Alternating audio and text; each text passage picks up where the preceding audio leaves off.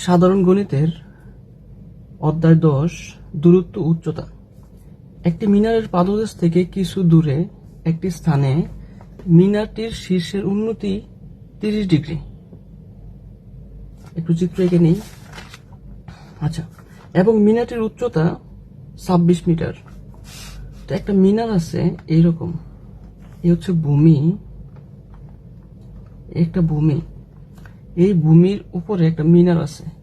এই মিনারের উচ্চতা হচ্ছে, আমি দেখে দেখে লিখতেছি, এই যে 26 মিটার। আর এখানে বলা আছে যে ওই স্থান থেকে মিনারটির শীর্ষের, অর্থাৎ এই যে মিনারের পাদদেশ থেকে, এই মিনারের পাদদেশ থেকে একটু দূরে, ধরে নিলাম এখানে একটু দূরে মিনারটির শীর্ষের, এই শীর্ষের উন্নতি কোণ 30 ডিগ্রি। তাহলে বের করতে হবে ওই স্থান থেকে, মানে এখান থেকে এই কত দূরে দূরত্বটা নির্ণয় করতে হবে। মিনারটি এই স্থান থেকে কত দূরে অবস্থান করতেছে। ধরে নেই এই জায়গাটা এক্স, এটাকে আমি এ, এটাকে বি, এটাকে সি ধরলাম, তাহলে সুবিধা হবে। আবার বলি, একটা 26 মিটার লম্বা একটা মিনার দেওয়া আছে, আর মিনারের এই পাদদেশ থেকে কিছু দূরে এই মিনারের শীর্ষবিন্দুর সাথে উন্নতি কোণ হচ্ছে 30 ডিগ্রি।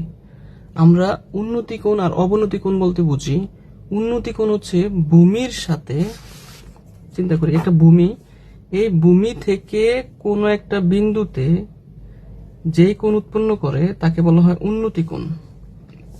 আর অবনতি কোণ হচ্ছে ভূমি থেকে কোনো সমান্তরাল রেখা, মানে কোনো সমান্তরাল রেখা হতে এই ভূমির যে কোনো বিন্দুতে যে কোণ উৎপন্ন করে তাকে বলা হবে অবনতি কোণ।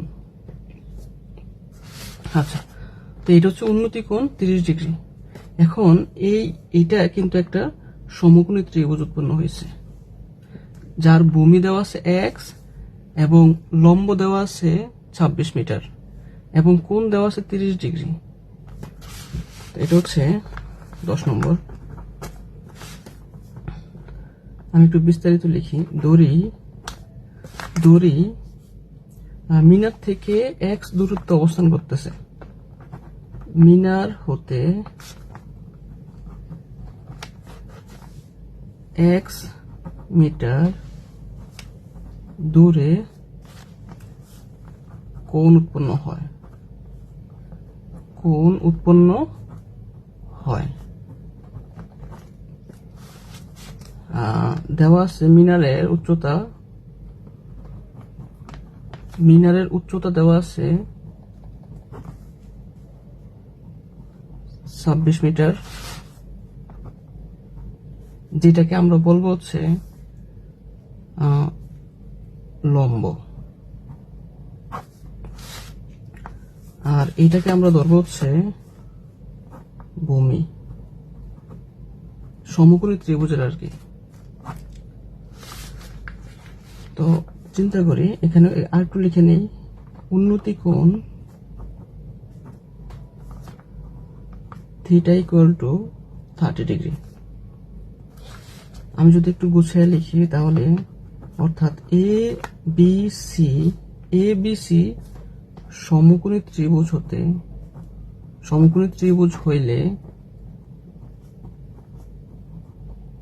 যেহেতু এখানে ভূমি এবং লম্ব জানি এবং কোণের মান জানি, আমরা ত্রিকোণমিতিক অনুপাত থেকে আমরা অনেকগুলা ত্রিকোণমিতিক অনুপাত পাই।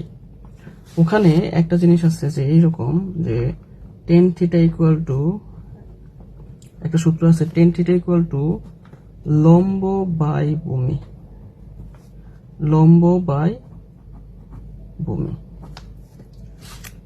তো এখানে মান বসে দিই আমি।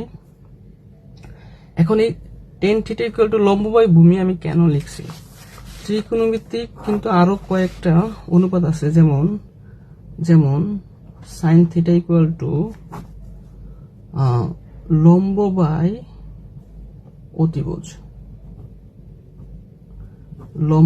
অতিভুজ। আবার cos থিটা ইকুয়াল টু এই ভূমি বাই অতিভুজ। আর টেন থিটা ইকুয়াল টু লম্ব বাই ভূমি, আর হচ্ছে কট থিটা ইকুয়াল টু এই টেনের উল্টাটা হয়, অর্থাৎ ভূমি বাই লম্ব। আমরা জানি ত্রিকোণমিতিক অনুপাতে ছয়টা সাইন আছে, অর্থাৎ 6টা মান দিয়ে আমরা হচ্ছে প্রকাশ করি, সাইন, কস, সেক, কোসেক, আর হচ্ছে টেন আর কট। এই 6টা ত্রিকোণমিতিক অনুপাত দিয়ে, অর্থাৎ ত্রিকোণমিতিক মান দিয়ে আমরা হচ্ছে সমস্যাগুলো সমাধান করি। তো সেক্ষেত্রে এই সাইন আর কস শিখার পরে আমার সেক আর কোসেক শিখা লাগে না, কারণ এই সাইন থিটা হচ্ছে লম্ব বাই অতিভুজ, সাইনের সাথে সম্পর্ক হচ্ছে কোসেকের। তো কোসেকটা হচ্ছে এই সাইনের এই উল্টাটা হবে, মানে অতিভুজ বাই লম্ব হবে। আবার কজের সাথে সম্পর্ক হচ্ছে সেকের, তো সেক থিটা হবে অতিভুজ বাই ভূমি, অর্থাৎ অতিভুজ উপরে ভূমি নিচে হবে।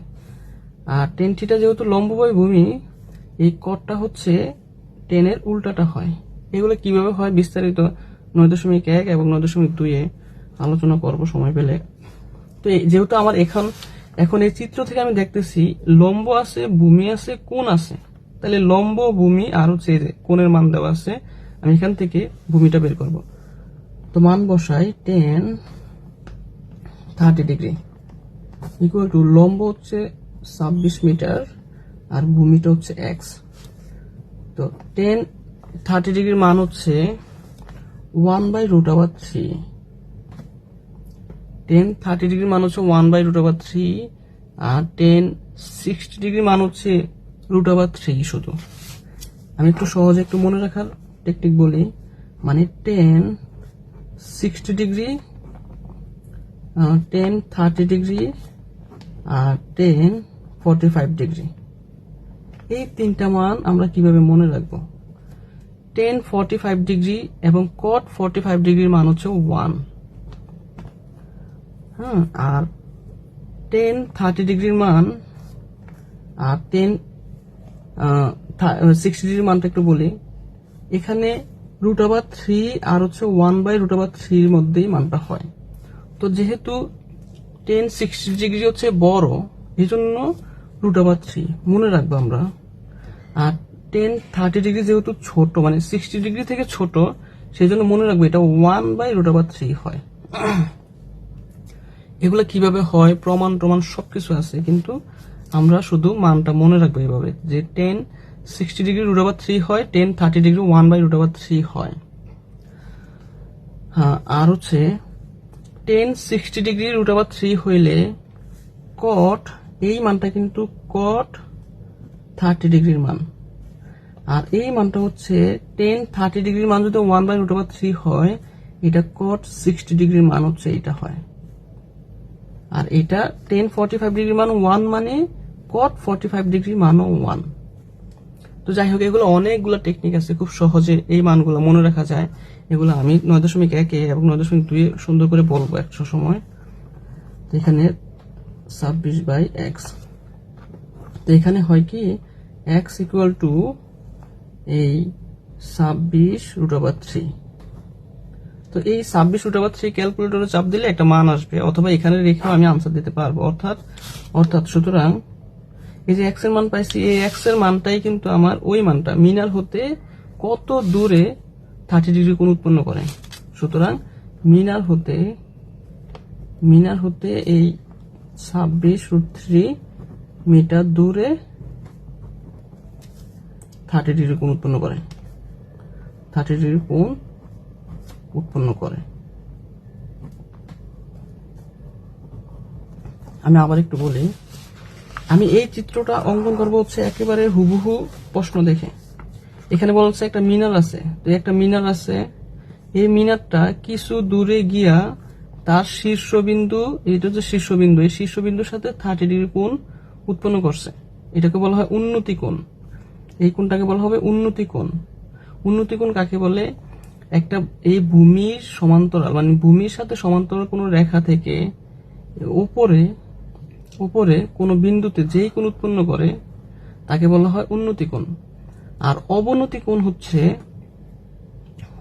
হচ্ছে এই ভূমির সাথে এখানে একটু দেখাই, এই ভূমি হতে ভূমির সাথে সমান্তরাল কোনো রেখা হতে এই ভূমির যেই কোনো বিন্দুতে, এই যে এখানে একটা কোণ উৎপন্ন হয়েছে, এরকম এরকম যত কোণ উৎপন্ন হবে সবগুলা কোণকে বলা হবে অবনতি কোণ।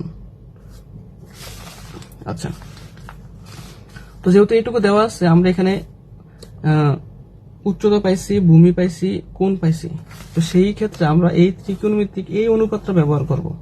tan θ = লম্ব বাই ভূমি মান বসাইলে আমরা x এর মান পেয়ে যাব।